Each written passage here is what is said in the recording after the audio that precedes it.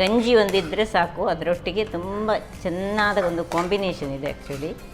ಅಥವಾ ಸಪೋಸ್ ಅನ್ನದೊಟ್ಟಿಗೆ ಆದರೆ ಬೇರೆ ಈ ಸೈಡ್ ಡಿಶ್ ಆಗಿ ಯೂಸ್ ಮಾಡ್ಕೊಳ್ಬೋದು. Yes madam. ಸೊ ಫಸ್ಟಿಗೆ ಈಗ ನಮ್ಗೆ ಅಂದರೆ ಇವತ್ತು ಎರಡು ಕೂಡ ಕೆಸುವಿನ ದಂಟು ಮತ್ತು ಎರಡನ್ನು ಯೂಸ್ ಮಾಡಿ ಆಷಾಢದಲ್ಲಿ ಪ್ರತಿಯೊಬ್ಬರು ಒಂದು ಈ ಕೆಸುವಿನ ಎಲೆಯ ಖಾದ್ಯಗಳನ್ನು ತಿನ್ನಲೇಬೇಕಂತೆ. ಸ್ವಲ್ಪ ಆದರೂ ತಿನ್ನಬೇಕು. ಒಂದು ಡೈಜೆಷನ್ಗೆ ಬಹಳ ಉತ್ತಮ, ಮತ್ತೆ ನಮ್ಮದೆಲ್ಲ ಬಾಡಿಗೆ ಕೂದಲೆಲ್ಲ ಹೋಗಿದ್ರಂತೆ ಅದು ಅದನ್ನು ಇದರಿಂದ ತೆಗಿತದೆ ಹೇಳಿ ನಮ್ಮ ಹಿರಿಯರದೆಲ್ಲ ಅದು ಸತ್ತೇ ಇರ್ಬೋದು ಅಲ್ವಾ. ಖಂಡಿತ. ಈಗ ಈ ಕೆಸುವಿನ ಎಲೆ ನಾನು ಕಪ್ಪು ಕೆಸುವನ್ನು ತೆಗೆದುಕೊಂಡಿದ್ದೇನೆ. ಕಪ್ಪು ಕೆಸು ಇಲ್ಲದವರು ಬಿಳಿ ಕೆಸು ಸಹ ತೆಗೆದು, ಆದರೆ ಕಪ್ಪಿಗೆ ತುಂಬ ಈ ಪೌಷ್ಟಿಕಾಂಶಗಳಿರುವಂತಹದ್ದು ಬಹಳ ಒಳ್ಳೇದಂತೆ. ಎಲ್ಲ ವಿಟಮಿನ್ ಸಿ ಉಂಟಂತೆ, ಡೈಜೆಷನ್ಗೆ ಒಳ್ಳೆಯದು ಎಲ್ಲ. ಮಾತ್ರ ತುರಿಕೆ ಒಂದು ಇರ್ತದೆ, ಅದಕ್ಕೆ ಏನು ಮಾಡಬೇಕು ಹೇಳಿದರೆ ನಾವು ಹೇಳ್ತೇನೆ ನಾನು ಹೇಗೆ ಹುಳಿಯನ್ನು ಹಾಕ್ಕೊಂಡು ನಾವು ಎಲ್ಲರೂ ಸಹ ಅದು ಮೊದಲು ನೋಡಿ ಹೀಗೆ ಸಿಪ್ಪೆ ತೆಗೆಯೋದು, ಇದರದ್ದು ಸಿಪ್ಪೆ ಹೀಗೆ ಬರ್ತದೆ ನಾರಿನ ಹಾಗೆ ಎಲ್ಲ ಈ ಹೊರಗಿನ ಸಿಪ್ಪೆಗಳನ್ನು ಪೀಲ್ ಮಾಡಬೇಕು. ಹೇಗೆ ನಾವು ಬೇರೆ ಈಗ ಹೀರೆಕಾಯಿ ಎಲ್ಲ ಮಾಡ್ತೇವೆ ನೋಡಿ ಹಾಗೆ ಅದರದ್ದು ನೋಡಿ ಇದರಲ್ಲಿ ನೋಡಿ ಹೀಗೆ ಬರ್ತದೆ, ಹೀಗೆ ಎಳೆಯುವಾಗ ನೋಡಿ ಹೀಗೆ ಬರ್ತದೆ. ಹಾಗೆ ಅದನ್ನು ಕರೆಕ್ಟ್ ತೆಗೆದುಕೊಳ್ಬೇಕೆಲ್ಲ, ಇಲ್ಲದಿದ್ದರೆ ಅದು ಬಾಯಿಗೆಲ್ಲ ಸಿಕ್ಕಿಕೊಳ್ಳುವ ಇಲ್ಲ. ಅದರ ನಡುವಿನ ಇದು ಏನು ತೊಂದರೆ ಇಲ್ಲ, ಅದು ಬೆಂದಾಗ ಒಂದು ನಮ್ಮನೆ ಮುದ್ದೆಯಾಗಿ ಬೆಣ್ಣೆಯಾಗಿ ಆಗಿ ಹೋಗ್ತದೆ. ಹೀಗೆ ಹಾಗೆ ನಾನು ಎಲ್ಲವನ್ನು ಹೀಗೆ ಕಟ್ ಮಾಡಿಕೊಂಡು ಸ್ವಲ್ಪ ಹೊತ್ತು ನೋಡಿ ನೀರಿನಲ್ಲಿ ಇಟ್ಟಿದ್ದೇನೆ. ಈಗ ಯಾರಿಗೆಲ್ಲ ಕೆಲವರಿಗೆಲ್ಲ ಕೆಸು ಹೇಳಿದರೆ ಅಥವಾ ಕೈ ತುರಿಸುವ, ಸುವರ್ಣ ಗೆಡ್ಡೆ ಕಟ್ ಮಾಡಿದರೆ ಕೈ ತುರಿಸ್ತದೆ ಅಂಥವರೆಲ್ಲ ಡೈರೆಕ್ಟ್ ಆಗಿ ಹೀಗೆ ಕೈ ಹಾಕ್ಲಿಕ್ಕೆ ಹೋಗಬಾರ್ದು. ಒಂದು ಸೌಟಿನಲ್ಲಿ ಇದನ್ನು ಯೂಸ್ ಮಾಡ್ಕೊಳ್ಬೇಕು. ನಮಗೆಲ್ಲ ಸ್ವಲ್ಪ ಕೈ ತುರಿಸ್ತಾರೆ ಇಲ್ಲಪ್ಪ, ನನಗೆ ತುರಿಸುವುದಿಲ್ಲ ಹೆಚ್ಚಾಗಿ. ಬಟ್ ತುರಿಸುವವರು ನೀರಿಗೆ ಬಿದ್ದ ಕೂಡಲೇ ಅದು ತುರಿಸ್ತದೆ ಅಂತೆ, ಬಟ್ ಎಲ್ಲರಿಗೆ ತುರಿಸ್ತದೆ ಅಂತ ಹೇಳಲಿಕ್ಕೆ ಆಗೋದಿಲ್ಲ. ಈಗ ಒಂದು ಪಾತ್ರೆ ಕೊಡಿ, ಅದರಲ್ಲಿ ನಾವೀಗ ಇದು ನಾನೊಂದು 10 ನಿಮಿಷದ ನೀರಿನಲ್ಲಿ ಹಾಕಿಟ್ಟುಕೊಂಡಿದ್ದೇನೆ. ಸರಿ, ನಾರು ತೆಗೆದು ಹಾಗೆ ಹೌದು ಇಟ್ಟಿದ್ದೇನೆ. ಹೌದು, ಬಣಲೆ ಅಲ್ಲ. ಹೌದು.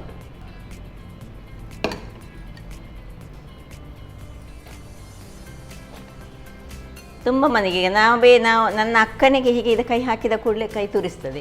ತುಂಬ ಮಂದಿಗೆ ತುರಿಸ್ತದೆ, ಕೆಲವರಿಗೆ ತುರಿಸುವುದಿಲ್ಲ. ಅದು ಅವರವರ ಈ ದೇಹದ ಗುಣ ಅಂತ ಹೇಳ್ಬೋದು.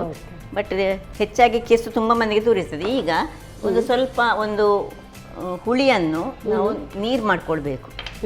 ಸ್ವಲ್ಪ ನೀರು ಹಾಕೊಳ್ಳೋಣ ಇದಕ್ಕೆ. ಹಾಕ್ಲಾ? ಹಾಂ, ಸಾಕು ಸಾಕು.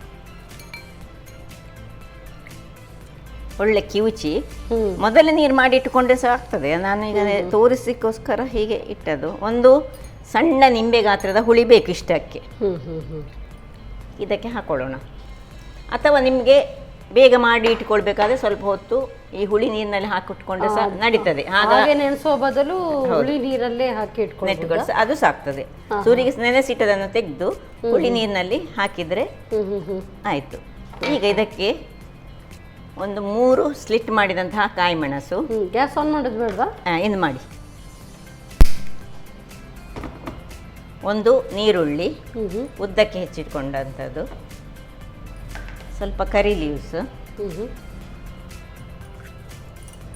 ಇನ್ನು ಸ್ವಲ್ಪ ಉಪ್ಪು, ರುಚಿಗೆ ತಕ್ಕಷ್ಟು ಉಪ್ಪನ್ನು ಹಾಕ್ಕೊಂಡು ಬೆಲ್ಲ ಇಷ್ಟನ್ನು ಹಾಕಿ ಮುಚ್ಚಳ ಮುಚ್ಚಿ. ಬೇರೆ ನೀರು ಏನು ಒಂದು ದೊಡ್ಡ ಬೇಕು ನಮಗೆ. ನಿಮಗೆ ಅಚ್ಚು ಬೆಲ್ಲದಲ್ಲಿ ಅರ್ಧ ಬೆಲ್ಲ, ಒಂದು 60-75 ಗ್ರಾಮ್ಸ್ನಷ್ಟು ಅದ್ರ ಬೇಕಾಗ್ತದೆ ಸ್ವಲ್ಪ. ಯಾಕೆ ಹೇಳಿದ್ರೆ ನಮಗೆ ಉಪ್ಪು, ಹುಳಿ, ಖಾರ, ಸಿಹಿ ಎಲ್ಲ ಒಟ್ಟಿಗೆ ಮಿಕ್ಸ್ ಆಗಿ ಅದು ಒಂದು ಹುಳಿಯ ರೂಪದಲ್ಲಿ ನಾವು ಮಾಡೋದು ಈಗ. ಹಾಗಾಗಿ ಈಗ ಮುಚ್ಚಳ ಮುಚ್ಚಿ ನಾವು ಇದನ್ನು ಬೇಯಿಸ್ಕೊಳ್ಳೋಣ. ನೀರು ಹಾಕೋದು ಬೇಡ, ಯಾಕಂದ್ರೆ ಅದರಷ್ಟಕ್ಕೆ ಅದರಲ್ಲಿ ನೀರು ಬಿಡ್ತದೆ. ಅದರದ್ದೇ ನೀರು. ಹೌದು, ಹುಳಿಯ ನೀರು ಸಹ ಉಂಟು, ಅದು ಸಹ. ಸೊ ಇದು ಇನ್ನು ಎಲ್ಲ ಬೆಂದ ನಂತರ ಆಯ್ತಾಯ್ತು, ಇಷ್ಟೇನ ಕೆಲಸ ಅಲ್ಲ. ಇದಕ್ಕೆ ಒಂದು ಒಳ್ಳೆ ಮತ್ತೆ ಸ್ವಲ್ಪ ಒಂದು ಸಾರಿನ ಪುಡಿ ಒಂದು ಉಂಟು, ಅದನ್ನು ಸೇರಿಸ್ಕೊಳ್ಳಿಕ್ಕೆ ಉಂಟು. ಸಾರಿನ ಪುಡಿ ಹೇಳಿದರೆ ಬೇಯಿಸ್ಕೊಳ್ಬೇಕು.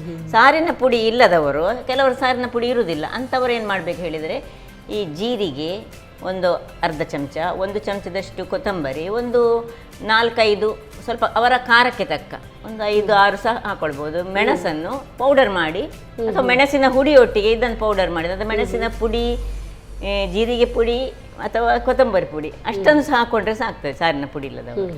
ಈಗ ಬೇಯಬೇಕಷ್ಟು. ಭಾರಿ easy and very tasty and healthy. ಇದು ಯಾವುದರ ಜೊತೆಗೆ ತಿನ್ನೋದಕ್ಕೆ?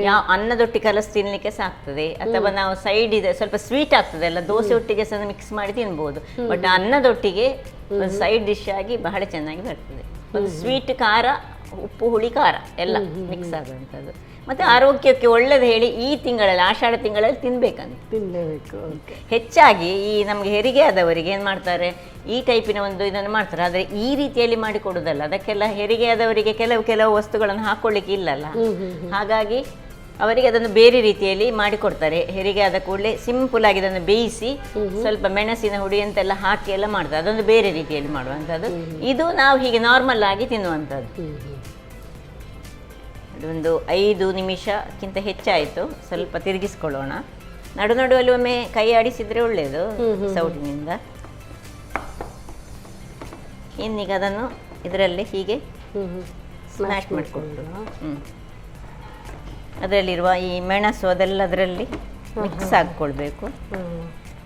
ಈಗ ಇದಕ್ಕಿನ್ನು ನಾನು ಹೇಳಿದೆ ಅಲ್ಲ, ಸಾರಿನ ಪುಡಿಯ, ಸಾಂಬಾರ್ ಪುಡಿ ಹಾಕಬಾರ್ದು, ಸಾರಿನ ಪುಡಿ ಸಾಂಬಾರ್ ಪುಡಿ ಹಾಕಿದರೆ ಒಳ್ಳೇದು ಬರೋದಿಲ್ಲ. ರಸಂ ಪೌಡರ್ ಹಾಕ್ಕೊಳ್ಬೋದು. ಸಾರಿನ ಪುಡಿ ಬೇರೆ, ರಸಂ ಪೌಡರ್ ಬೇರೆ. ರಸಂ ಪೌಡರ್ ಸ್ವಲ್ಪ ಖಾರ ಆಗ್ತದೆ, ಸಾರಿನ ಪುಡಿ ಆದರೆ ಅಷ್ಟು ಖಾರ ಆಗೋದಿಲ್ಲ. ನೋಡಿ, ಈಗ ಒಂದು ನಿಮ್ಗೆ ಎಷ್ಟು ಬೇಕು, ಸ್ವಲ್ಪ ಹೆಚ್ಚು ಖಾರ ಬೇಕಿದ್ರೆ ಇದರಲ್ಲಿ ಹೆಚ್ಚು ಖಾರ ಇರೋದಿಲ್ಲಲ್ಲ, ಸ್ವಲ್ಪ ಹಾಕ್ಕೊಳ್ಬೋದು. ಹೇಗಿದ್ರು ಇದು ಹಸಿಮೆಣಸು ಬೇರೆ ಹಾಕಿದ್ದೇವೆ ಅಲ್ಲ, ಅದರ ಖಾರ ಸಹ ಉಂಟು. ಈಗ ನಾವೀಗ ಒಗ್ಗರಣೆ ಕೊಡುವಾಗ ಅದಕ್ಕೊಂದು 2 ಮೆಣಸನ್ನು ಹಾಕ್ಕೊಳ್ಳಿಕ್ಕೆ ಉಂಟು, ಅದೇ ಖಾರಗಳು. ಸೊ ಇದನ್ನು ಸ್ವಲ್ಪ ಹೀಗೆ ಚೆನ್ನಾಗಿ ಸ್ವಲ್ಪ ದಪ್ಪ ಬರಬೇಕು, ಈ ಬೆಲ್ಲದೊಟ್ಟಿಗೆ ಅದು ಗೊಜ್ಜಿನ ಟೈಪಿನಲ್ಲಿ ಬರಬೇಕು, ಒಂದೊಮ್ಮೆ ಹುಳಿ. ಈಗ ಉಪ್ಪು ಸರಿ ಉಂಟಾ ಅಂತ ಒಂದು ನೋಡಿಕೊಡ್ಬೇಕು ಈ ಹೊತ್ತಿನಲ್ಲಿ. ಉಪ್ಪು ಬೆಲ್ಲ ಎಲ್ಲ ಸರಿ ಇದ್ದರೆ 1 ನಿಮಿಷ ಈ ಪೌಡರ್ ಹಾಕ್ಕೊಂಡಿದ್ದೇವಲ್ಲ, ಒಂದು ಸಣ್ಣ ಉರಿಯಲ್ಲಿ 2 ನಿಮಿಷ ಇಟ್ಕೊಳ್ಳೋಣ, ಬೇಯಬೇಕು. 2 ನಿಮಿಷಗಳ ಬಳಿಕ ನೋಡಿ ಒಳ್ಳೆ ದಪ್ಪ ಆಯ್ತು ನೋಡಿ, ಸಾಕು. ಇಷ್ಟ ಆಗುವಾಗ ಇನ್ನು ಇದು ಪುನಃ ಇಟ್ಟಿಟ್ಟ ಹಾಗೆ ಬಿಸಿ ಮಾಡಿದ ಹಾಗೆ ದಪ್ಪ ಆಗ್ತಾ ಹೋಗ್ತದೆ. ಇನ್ನು ಈಗ ಇದರಲ್ಲೇ ನಾವು ಒಗ್ಗರಣೆಯನ್ನು ಇಟ್ಕೊಳ್ಳೋಣ. ಇದಕ್ಕೊಂದು ಒಳ್ಳೆ ಒಗ್ಗರಣೆ ಬೇಕು, ಬೆಳ್ಳುಳ್ಳಿಯ ಒಂದು ಒಗ್ಗರಣೆ. ಆಯಿಲ್ ಹಾಕ್ಲಾ? ಆಯಿಲ್. ಸೊ ನಡೆಲಾ ಪ್ರೀಮಿಯಂ ರಿಫೈನ್ಡ್ ಸನ್ಫ್ಲವರ್ ಆಯಿಲ್ ನೋಡಿ, ಸಾಕು. ಸ್ವಲ್ಪ ಬಿಸಿ ಆಗುವಾಗ ಸುರಿಗೆ ಬೆಳ್ಳುಳ್ಳಿಯನ್ನು ಹಾಕೊಳ್ಳೋಣ. ಬೆಳ್ಳುಳ್ಳಿ ಸ್ವಲ್ಪ ಬ್ರೌನ್ ಕಲರಿಗೆ ಬರಬೇಕು ನಮಗೆ.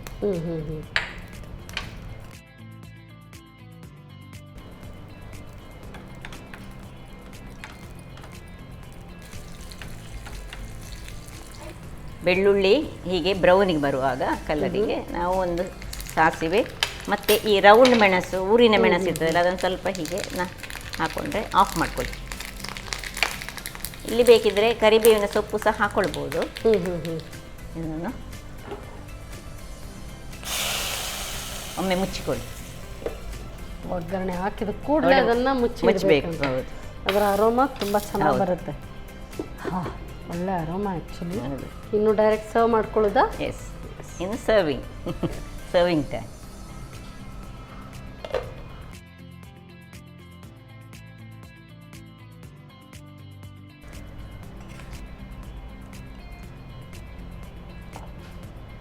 ಗಂಜಿ ಒಂದಿದ್ರೆ ಸಾಕು, ಅದರೊಟ್ಟಿಗೆ ತುಂಬ ಚೆನ್ನಾದ ಒಂದು ಕಾಂಬಿನೇಷನ್ ಇದೆ ಆ್ಯಕ್ಚುಲಿ. ಅಥವಾ ಸಪೋಸ್ ಅನ್ನದೊಟ್ಟಿಗೆ ಆದರೆ ಬೇರೆ ಈ ಸೈಡ್ ಡಿಶ್ ಆಗಿ ಯೂಸ್ ಮಾಡ್ಕೊಳ್ಬೋದು.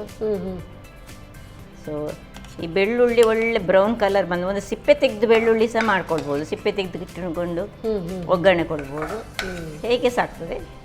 ಸೊ ಆರೋಗ್ಯಭರಿತವಾದ ರುಚಿಕರವಾದ ಒಂದು ಗೊಜ್ಜು. ಸೊ ಇದು ಕೆಸುವಿನ ದಂಟಿನ ಗೊಜ್ಜು. ಹೌದು, ಕೆಸುವಿನ ದಂಟಿನ. Thank you so much madam. ಒಗ್ಗರಣೆ ಹಾಕಿದರೆ ಒಳ್ಳೆ ಅರೋಮಾ ಬರ್ತಾ ಇದೆ. ಸೊ ಮಧ್ಯಾಹ್ನದ ಹೊತ್ತಿಗೆ ಹೊಟ್ಟೆ ಹಸಿವಾಗ ಈ ಥರ ಒಗ್ಗರಣೆ ಪರಿಮಳಕ್ಕೇ ಬೇಗ ಬಂದು ಊಟ ಮಾಡಬೇಕು. ಆ ರೀತಿ ಇದಂತೂ ಒಳ್ಳೆ ಹೆಲ್ದಿಯಾಗಿರುವಂಥ ರೆಸಿಪಿ, ಕೆಸುವಿನ ದಂಟಿನ ಗೊಜ್ಜು. ಹೇಗೆ ತಯಾರಿಸೋದು ಮತ್ತೊಮ್ಮೆ ನೋಡಿ. ಕೆಸುವಿನ ದಂಟಿನ ಗೊಜ್ಜು ತಯಾರಿಸುವ ವಿಧಾನ. ಮೊದಲಿಗೆ ಕೆಸುವಿನ ದಂಟಿನ ನಾರನ್ನು ತೆಗೆದು ಹೆಚ್ಚಿಕೊಂಡು 10 ನಿಮಿಷ ನೀರಿನಲ್ಲಿ ನೆನೆಸಿಡಿ. ನಂತರ ಹೆಚ್ಚಿದ ಹೋಳುಗಳನ್ನ ಹುಣಸೆ ರಸ, 3-4 ಚಮಚದಷ್ಟು ಹಸಿಮೆಣಸು, ಬೆಲ್ಲ, ಈರುಳ್ಳಿ, ಕರಿಬೇವು, ರುಚಿಗೆ ಅನುಸಾರವಾಗಿ ಉಪ್ಪು ಹಾಕಿ ಬೇಯಿಸಿ. ದಂಟು ಬೆಂದ ನಂತರ 2 ಚಮಚದಷ್ಟು ಸಾರಿನ ಪುಡಿ ಹಾಕಿ 1-2 ನಿಮಿಷ ಬೇಯಿಸಿ. ಕೊನೆಯಲ್ಲಿ ಸ್ವಲ್ಪ ಎಣ್ಣೆ ಬಿಸಿ ಮಾಡಿಕೊಂಡು ಜಜ್ಜಿದ ಬೆಳ್ಳುಳ್ಳಿ, ಸಾಸಿವೆ ಹಾಗೂ ಒಣಮೆಣಸು ಹಾಕಿ ಒಗ್ಗರಣೆ ಮಾಡಿಕೊಂಡರೆ ಕೆಸುವಿನ ದಂಟಿನ ಗೊಜ್ಜು ಅನ್ನದೊಂದಿಗೆ ಸವಿಯಲು ಬಲು ರುಚಿ. ನಮ್ಮ ಟಿವಿ ಫೇಸ್ಬುಕ್ ಪೇಜ್ ನ ಲೈಕ್ ಮಾಡಿ, ಯೂಟ್ಯೂಬ್ ಚಾನೆಲ್ ನ ಸಬ್ಸ್ಕ್ರೈಬ್ ಮಾಡಿ. ನಮ್ಮ ಎಲ್ಲಾ ಯೂಟ್ಯೂಬ್ ವಿಡಿಯೋ ಅಪ್ಡೇಟ್ಸ್ಗೆ ಬೆಲ್ ಐಕಾನ್ ಕ್ಲಿಕ್ ಮಾಡಿ. ನಮ್ಮ ಟಿವಿ, ಕರಾವಳಿ ಕರ್ನಾಟಕದ ನಾಡಿಮಿಡಿತ.